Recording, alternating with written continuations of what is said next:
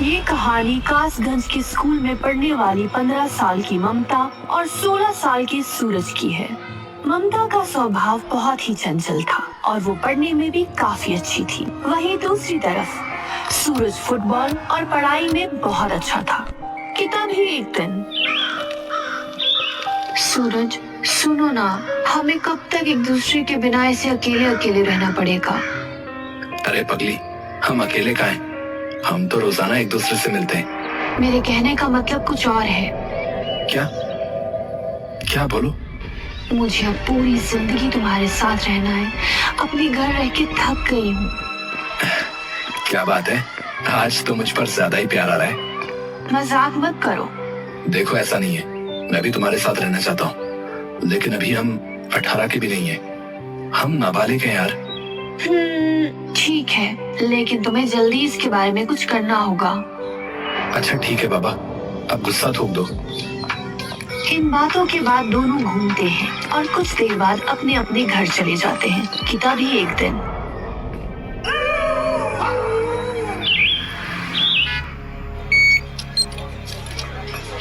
सूरज, मुझे मेरे घर नहीं रहना। मुझे यहाँ से कहीं दूर ले चलो। तुम रोना बंद करो, मैं कुछ सोचता हूँ यार। ठीक है, चलो हम भाग चलते हैं। जाओ कपड़े पैक करो और रात को 11 बजे मुझे पोस्ट ऑफिस के पास मिलना, ठीक है? ठीक है, तुम जल्दी आना। दोनों अपने घर से भागने के लिए पूरी तैयारी के साथ निकलते हैं। हाँ, तुमने सब रख लिया ना? हाँ, चलो। दोनों चोरी छुप के शहर से बाहर निकलने की कोशिश कर रहे होते हैं कि तभी अचानक एक पुलिस की गाड़ी सामने आ जाती है। रुको रुको, आधी रात को तुम दोनों कहाँ जा रहे हो रे? कहीं नहीं सर, हम बस अपने घर जा रहे हैं। ज्यादा चालाकी दिखा रहा है? सही सही बता कहाँ जा रहा है इस लड़की को लेके? और शक्ल से तो तुम दोनों नाबालिग लगते हो। नहीं नहीं। हाँ सर, हम घर से भाग रहे थे क्योंकि हम दोनों एक दूसरे से शादी करना चाहते हैं। ये कोई शादी करने की उम्र है? लगाऊं क्या एक? चलो बैठो गाड़ी में। नहीं नहीं, मुझे जेल नहीं जाना। अरे डरो मत, जेल में नहीं डालूंगा। बच्चे हो इसलिए घर छोड़ देता हूँ, लेकिन आइंदा मैंने तुम्हें भागते हुए देखा तो जरूर जेल में डालूंगा, समझे? पुलिस वाला दोनों को बिठा के उनके घर छोड़ देता है। कुछ दिनों तक मामला शांत रहता है। दोनों के घर वालों ने उन्हें अलग कर दिया था, लेकिन चोरी से वे दोनों एक दूसरे से मिला करते थे। ऐसे मिलते मिलते उन्हें 5 साल हो गए। अब दोनों बड़े हो चुके हैं। दोनों एक दूसरे के प्यार में इतने पागल हैं कि कुछ भी कर सकते हैं। और अब सूरज मर्चेंट नेवी ऑफिसर भी है। सूरज अपनी छुट्टियों में ममता से मिलने आया। हेलो डार्लिंग, देखो मैं तुम्हारे लिए क्या लाया। क्या हुआ? तुमने कहा था जब हम बड़े हो जाएंगे तो एक दूसरे के साथ रहेंगे, लेकिन लगता है अब तुम मुझसे प्यार नहीं करते। ऐसे मत कहो, तुम बताओ मैं क्या करूं? मैं तुम्हारे लिए कुछ भी करूंगा। तो ठीक है, अपनी नौकरी छोड़ दो और चलो कहीं दूर भाग चलते हैं। ठीक है, लेकिन कुछ नहीं। अगर तुम आज रात सब छोड़ मेरे पास नहीं आए तो मेरा मरा हुआ मुंह देखोगे। उसी रात सूरज और ममता अपने अपने घरों से भाग जाते हैं और एक मंदिर में जाके शादी कर लेते हैं। और अगले ही दिन खुशी खुशी दोनों सूरज के माँ बाप से मिलने जाते हैं। देखो माँ, मैंने शादी कर ली। मैं आपकी बहू को साथ लाया हूँ। लल्ला, तूने क्या किया लल्ला? अब हम समाज में तो मुंह दिखाने के लायक ही नहीं रहे। तेरे पापा तो शर्म से ही मर जाएंगे। तभी वहाँ सूरज के पापा आ जाते हैं और ममता उनके पैर छूने को आगे बढ़ती है। ये सब क्या हो रहा है? ये लड़की कौन है? पापा, हम दोनों ने शादी कर ली है। सूरज के पापा को ये सुनकर झटका लगता है और वो अपने सीने को पकड़ के कहते हैं, शादी कर ली? चले जा मेरी नजरों के सामने से। आज से तू हमारे लिए मर गया समझा, और हम तेरे लिए चल जा यहाँ से। आप अपने आप को संभालिए, हमारे खून में खराबी है तो हम क्या कर सकते हैं। जाओ और जाके इसके पिंड दान की तैयारी करो। आज से हमारा बेटा मर गया। सूरज के दिल को चोट पहुंचती है, लेकिन वो ममता को लेके ममता के घर जाता है। पापा, मैंने शादी कर ली। नमस्ते पापा मम्मी। हमें आशीर्वाद दो। जब बच्चे हवा में उड़ जाते हैं तो उन्हें रोकना मुश्किल ही नहीं, नामुमकिन होता है। अरे आप भी ना, हमारी बच्ची बड़ी हो गई है और अब हमारी बेटी की कमी भी पूरी हो गई। सूरज और ममता अपने घर वालों से मिलने के बाद अपने किराए के घर में जाते हैं। दोनों हंसी खुशी अपने घर में रहते हैं, लेकिन असली दिक्कत अब शुरू होती है। इस शादी के चलते सूरज ने अपनी इतनी अच्छी नौकरी छोड़ दी। ये अच्छी जॉब है, मुझे इसके लिए अप्लाई करना चाहिए। हस्बैंड जी, क्या देख रहे हो? अरे मैडम जी, नौकरी तो चली गई, अब काम तो ढूंढना पड़ेगा ना। ठीक है, तुम ढूंढो, मैं तुम्हारे लिए चाय लेके आती हूँ। ममता चाय बनाने के लिए रसोई में जाती है। रसोई में एक खिड़की होती है, वहां से कुछ लड़के ममता को देख रहे होते हैं और जैसे ही ममता उन्हें देखती है, मन ही मन मुस्कुराकर इतराने लगती है।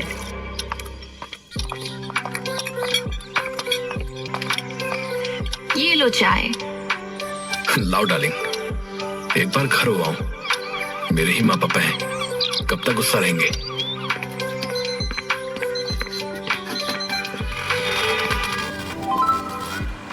क्या भाई, क्या हाल? और ये खाना कहाँ से ला रहे हो? आदमी बिना कुछ बोले वहां से चले जाता है। बड़ा अजीब आदमी, बिना कुछ जवाब दिए ही चला गया। तभी सूरज अपने घर की ओर आगे बढ़ता है और देखता है कि उसके घर से धुआं उड़ रहा है। पापा। फिर सूरज की नजर उसकी तस्वीर पर पड़ती है, जिस पर फूलों का हार चढ़ा हुआ और उसके घर वाले उसका पिंडदान कर रहे हैं। ये देख उसके पैरों से जमीन खिसक जाती है और वो रोते हुए भाग जाता है। थोड़ी देर बस स्टॉप पर बैठने के बाद इंटरव्यू देने जाता है।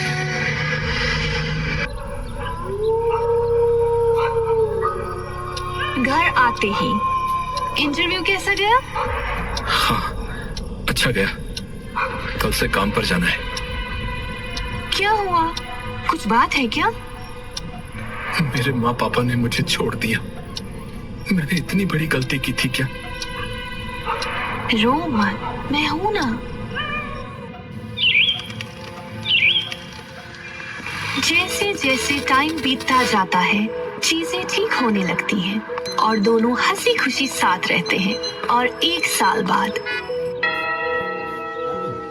उनके घर एक छोटी सी लड़की जन्म लेती है।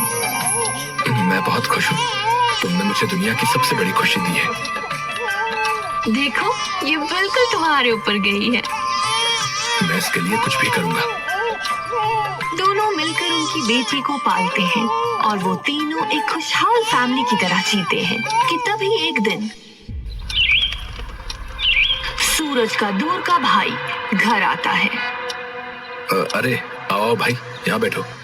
इतने दिनों के बाद कोई अपना आया है। हाँ भाई, किसी को तो आना ही था। और बता, भाभी गए? वो गुड़िया के पास है। ममता। हाँ, आई। अरे देखो भैया आए, जाओ इनके लिए चाय बना लाओ।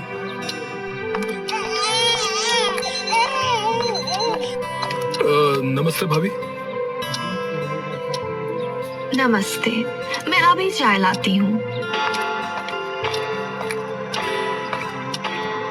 और बताओ, आजकल क्या चल रहा है? कुछ नहीं भाई, कनाडा में एक बेकरी की शॉप पर काम मिला है, बस कुछ ही दिनों में वहां के लिए निकलना है। अच्छा, ये तो बहुत अच्छी बात है। अच्छा यार, क्या एक बात मैं पूछूं? हाँ हाँ बोल भाई। अब गुड़िया भी है और पैसे की बहुत प्रॉब्लम होती है, तो क्या तू मेरी भी मदद कर सकता है क्या? अगर मुझे भी कनाडा में काम मिल गया तो अच्छा होगा यार। ठीक है, तू तैयारी कर, मैं पता करवाता हूँ।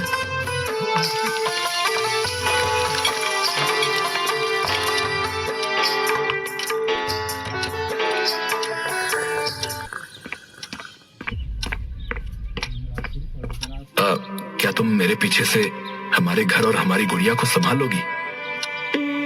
मुश्किल है तुम्हारे बिना रहना, लेकिन काम है, जाना पड़ेगा। और तुम परेशान मत हो, मैं संभाल लूंगी।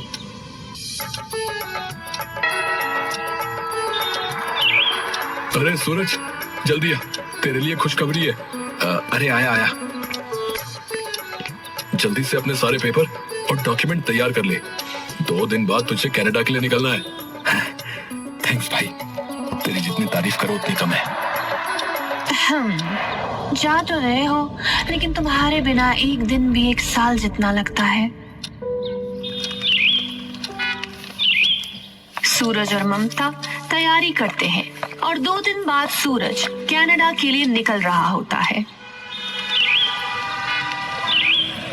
एयरपोर्ट पर हमारी गुड़िया का ध्यान रखना। हाँ जाओ, वहां जाकर हमें भूल मत जाना। सूरज को कनाडा गए हुए कई हफ्ते हो जाते हैं कि तभी एक दिन ममता को रास्ते में उसका एक खास दोस्त आदिल मिलता है। अरे ममता, तुम? आदिल? अरे मुझे पहचान नहीं पा रही क्या? नहीं, तुम्हें कैसे भूल सकती हूँ। आओ मेरे घर चलो, यहीं पास में ही है। ठीक है। ममता आदिल को अपने घर ले जाती है, लेकिन आदिल को देख के साफ पता चल रहा था उसके इरादे ठीक नहीं हैं। ममता उसके बारे में सब जानते हुए भी उसे घर ले आई। तुम यहाँ बैठो, मैं तुम्हारे लिए कुछ खाने को लाती हूँ। ठीक है। ममता रसोई की जगह अपने कमरे में जाती है और तैयार होना शुरू कर देती है कि तभी वहाँ आदिल आ जाता है। तुमने तो मुझे डरा ही दिया। तो तुम रसोई की जगह यहाँ क्या कर रही हो? मैं वो नहीं, मेरी शादी हो गई और सूरज को पता चला तो वो मुझे कभी माफ नहीं करेगा। अरे उसे कैसे पता चलेगा? देखो, मुझे पता है वो अभी कनाडा में है और अपने चेहरे का रंग तो देखो, कितना फीका हो गया है, एकदम बोरिंग। लेकिन कुछ नहीं। ये देखो, मैं तुम्हारे लिए एक खास चीज लाया हूँ। ये क्या है? अरे ड्रग्स है, ड्रग्स। तुम ये लो और एक अलग ही दुनिया में खो जाओ यार। ममता ड्रग्स को सूंघती है और अपना होश खो बैठती है और उसके बाद आदिल और ममता हम बिस्तर हो जाते हैं। ये सिलसिला कई महीनों तक चलता है, जहां ममता नशे की दुनिया में कदम रख चुकी है। तभी एक दिन ममता की माँ घर आती है और आदिल घर से निकल रहा होता है। आओ माँ। ये कौन है और तुमने अपनी क्या हालत बना रखी है? अरे माँ, कुछ नहीं, वो बस मेरा दोस्त है। तुमने ये नशे की आदत कब से लगा ली? और सूरज को ये सब पता चलेगा तो उसे कितना बुरा लगेगा। अरे माँ, तुम परेशान मत हो, उसे कुछ नहीं पता चलेगा। तभी सूरज का वीडियो कॉल आता है।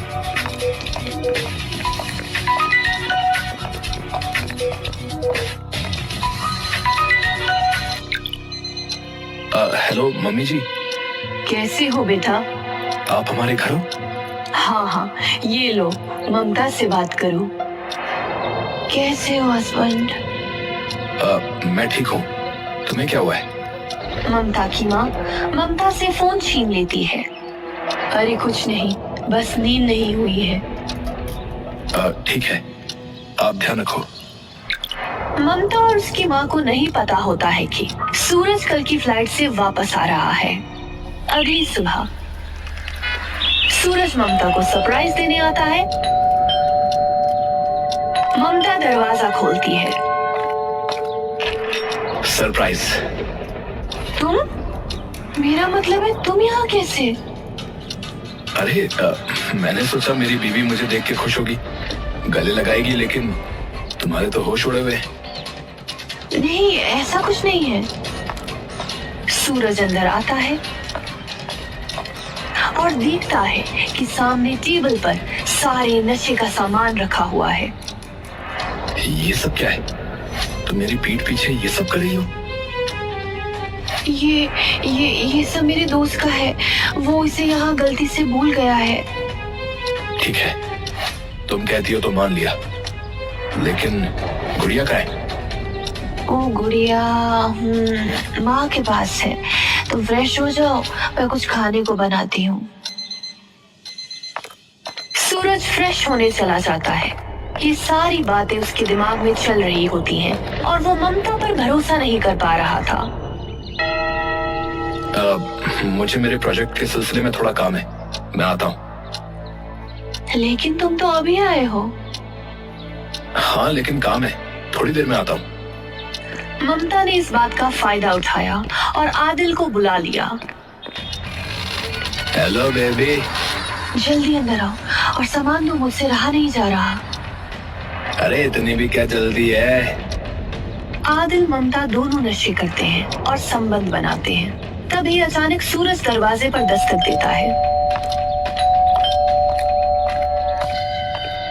अरे ममता, जल्दी दरवाजा खोलो, मैं अपना फोन तो यहीं भूल गया। ममता डरते डरते दरवाजा खोलती है। अरे जल्दी हटो यार, लेट हो रहा है। तभी सूरज आदिल को उनके बिस्तर पर सोए देख लेता है।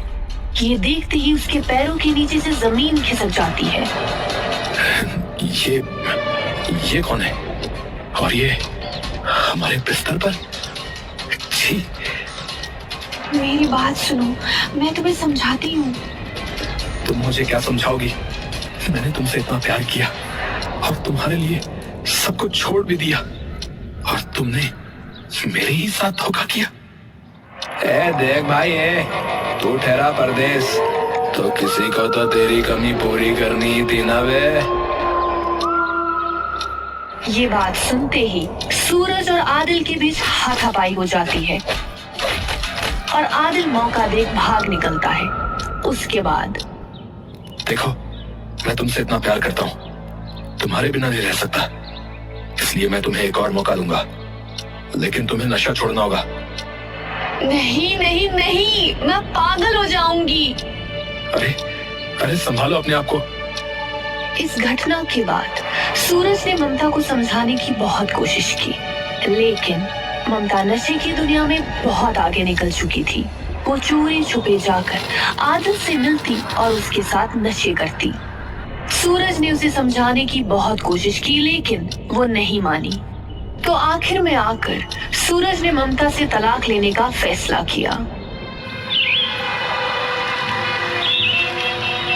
अरे अपने पति को तलाक लेने से रोक, क्योंकि अगर उसने तुझे तलाक दे दिया तो पैसे कहाँ से आएंगे?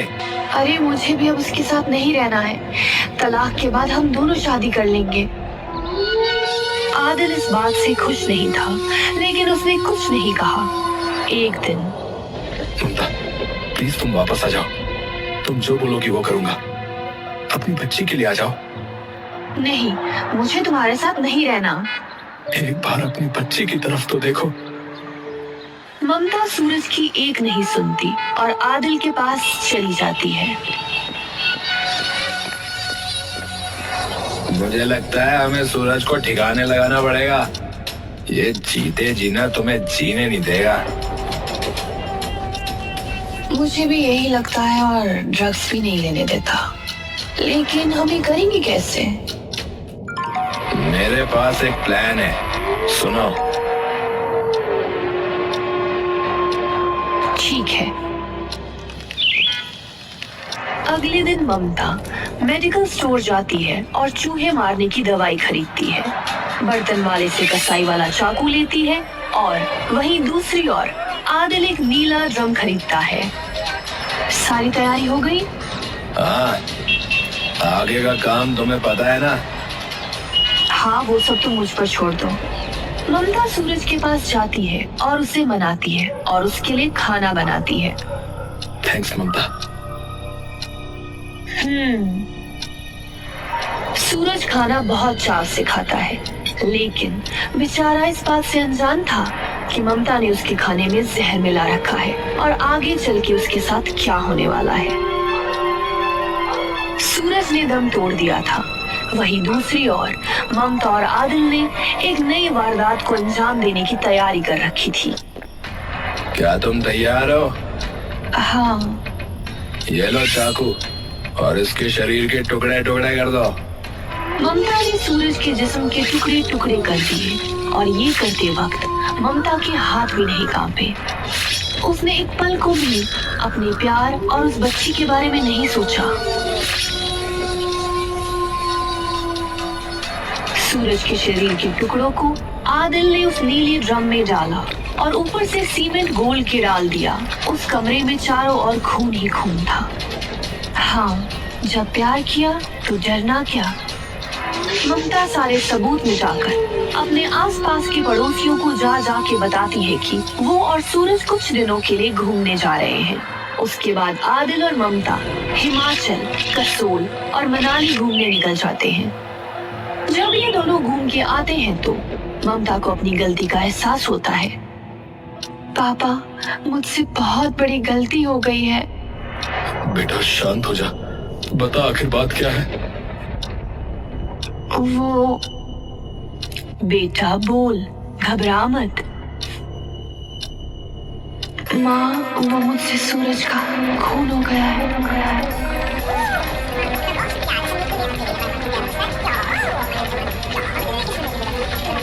हम तेरा इसमें बिल्कुल भी साथ नहीं देंगे।